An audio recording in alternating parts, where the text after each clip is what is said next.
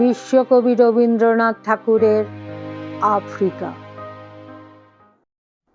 উদ্ভ্রান্ত সেই আদিম যুগে স্রষ্টা যখন নিজের প্রতি অসন্তোষে নতুন সৃষ্টিকে বারবার করছিলেন বিধ্বস্ত, তার সেই অধৈর্যে ঘন ঘন মাথা নাড়ার দিনে রুদ্র সমুদ্রের বাহু প্রাচীর ধরিত্রীর বুকের থেকে ছিনিয়ে নিয়ে গেল তোমাকে আফ্রিকা।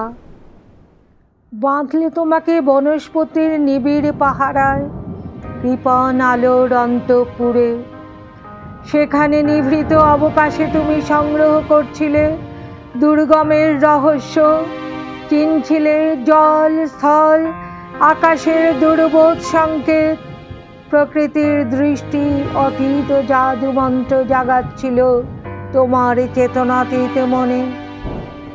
বিদ্রুপ করছিলে ভীষণকে বিরূপের ছদ্মবেশে, শঙ্কাকে চাচ্ছিলে হার মানাতে আপনাকে উগ্র করে বিভীষিকার প্রচণ্ড মহিমায় তাণ্ডবের দুন্দুবিনী নাদে।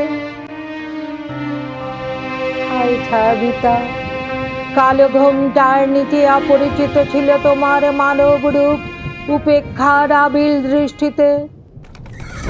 এলোরা লোহার হাতকড়ি নিয়ে নখ যাদের তীক্ষ্ণ তোমার নেকড়ের চেয়ে এলো মানুষ ধরার দল, গর্বে যারা অন্ধ তোমার সূর্যহারা অরণ্যের চেয়ে। সভ্যের বর্বর লোক নগ্ন করল আপন নির্লজ্জ অমানুষতা তোমার ভাষাহীন ক্রন্দনে। বাষ্পাকুল অরণ্য পথে পঙ্কিল হলো ধূলি তোমার রক্তে অশ্রুতে মিশে। দস্যু পায়ের কাঁটা মারা জুতোর তলায় বিভৎস কাদার পিণ্ড চিরচিহ্ন দিয়ে গেল তোমার অপমানিত ইতিহাসে। সমুদ্র পাড়ে সেই মুহূর্তে তাদের পাড়ায় পাড়ায় মন্দিরে বাজছিল পূজার ঘণ্টা। সকালে সন্ধ্যায় দয়াময় দেবতার নামে শিশুরা খেলছিল মায়ের কোলে। কবির সঙ্গীতে বেজে উঠছিল সুন্দরের আরাধনা।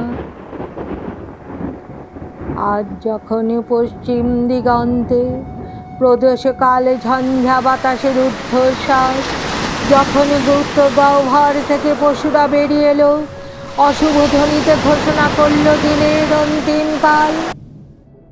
এসো যুগান্তের কবি, আসন্ন সন্ধ্যার শেষ রশ্মিপাতে দাঁড়াও ওই মানহারা মানবের দ্বারে।